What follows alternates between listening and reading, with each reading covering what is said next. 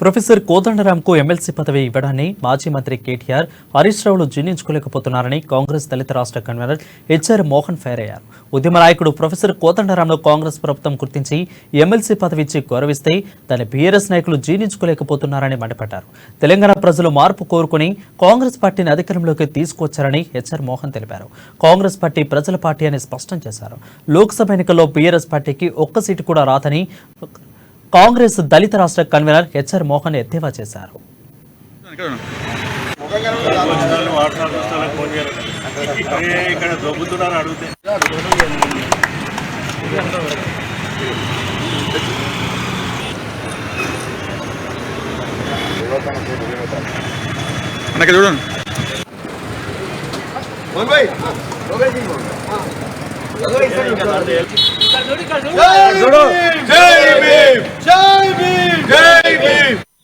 ఈ రోజు అంబేద్కర్ గారికి, మహనీయుడైన అంబేద్కర్ గారికి, రాజ్యాంగ పితామహుడు వారికి ఈ రోజు గజమాల వేసి వారికి పూలమాల వేసి సత్కరించడం జరిగింది. సందర్భం ఏంటంటే ఈరోజు నాకు రేవంత్ రెడ్డి అన్న గారి బ్లెస్సింగ్స్ తోటి ఉప్పల్ నియోజకవర్గ incharge young and dynamic leader Parameshwar Reddy అన్న గారి సపోర్ట్ తోటి ప్రీతమన్న గారి చేతిలో రాష్ట్ర దళిత కాంగ్రెస్ పార్టీ రాష్ట్ర కన్వీనర్ గా నాకు పదవి రావడం, మీరందరి సహకారాలతో పాటు నాచారం కాంగ్రెస్ సంబంధించిన సీనియర్ నాయకులు ఇక్కడ ఉన్నటువంటి మా కృష్ణారెడ్డి అన్న గారు కానీ, రాజన్న గారు కానీ, రామరెడ్డి అన్న గారు కానీ, రగన్న గారు కానీ, ఇక్కడ ఉన్నటువంటి పేరు వీళ్ళందరి సహాయ సహకారాలతోటి నాకు ఈ పదవి రావడం చాలా సంతోషం.